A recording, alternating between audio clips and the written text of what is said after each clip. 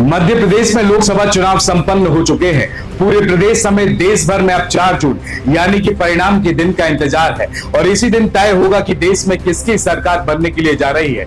इसी बीच कई राजनीतिक विश्लेषक तो कई वरिष्ठ पत्रकार अपना ओपिनियन पोल सामने रख रहे हैं और बता रहे हैं कि मध्य प्रदेश में कितनी सीटें कांग्रेस और भारतीय जनता पार्टी को मिल सकती है। तो आइए थोड़ी नजर हम भी डालते हैं। नमस्कार, मैं हूं आपके साथ में भूपेंद्र सिंह और आप रिपब्लिक सागर मीडिया के साथ में। मध्य प्रदेश में भारतीय जनता पार्टी और कांग्रेस को लेकर बड़ा दावा किया जा रहा है। इस दावे के बाद जहां कांग्रेस के लिए थोड़ी खुशी की खबर है, तो वही भारतीय जनता पार्टी का मिशन 29 फेल होता नजर आ रहा है। और ऐसा इसलिए क्योंकि मध्य प्रदेश में कांग्रेस 4 से 5 सीटें तक लाने में कामयाब हो सकती है। मध्य प्रदेश समेत कई हिंदी पट्टी वाले राज्यों में भारतीय जनता पार्टी को साफ तौर पर नुकसान होता दिखाई दे रहा है। बात की जाए मध्य प्रदेश या छत्तीसगढ़ या राजस्थान की, तो यहाँ इस बार भारतीय जनता पार्टी को नुकसान होगा क्योंकि पिछले चुनाव और इस चुनाव में अंतर है। यही कारण है कि इस चुनाव में भारतीय जनता पार्टी मध्य प्रदेश में 29 सीटें लाने में कामयाब होती नहीं दिखाई दे रही है।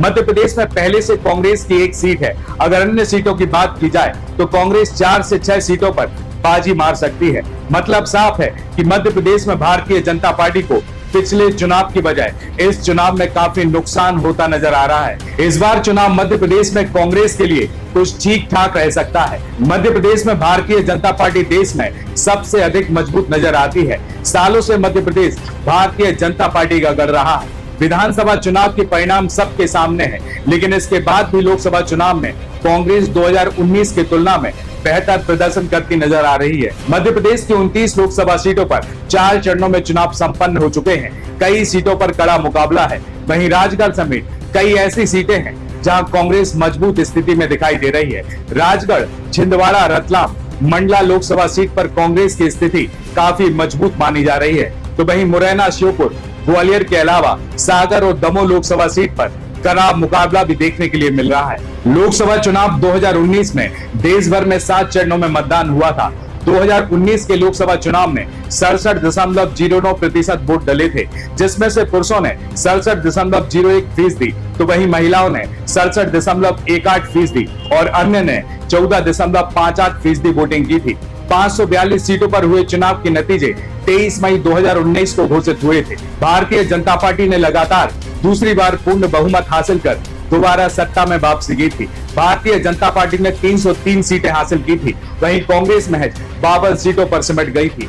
चुनाव नतीजों के बाद भारतीय जनता पार्टी नेतृत्व वाली एनडीए सरकार बनी, जिसके बाद प्रधानमंत्री नरेंद्र मोदी बने। 30 मई 2019 को वाराणसी के सांसद नरेंद्र मोदी ने प्रधानमंत्री पद की शपथ ली थी। अब देखते हैं कि मध्य प्रदेश की 29 लोकसभा सीटों पर 4 जून को परिणाम में क्या होगा। एक तरफ भारतीय जनता पार्टी 29 सीटों पर काबिज होने की अपनी ताल ठोक रही है, तो इस बार कांग्रेस भी कुछ कमाल करती हुई नजर आ रही है। अब तो यह साफ 4 जून की शाम को ही होगा कि आखिर मध्य प्रदेश में किसका राज होगा।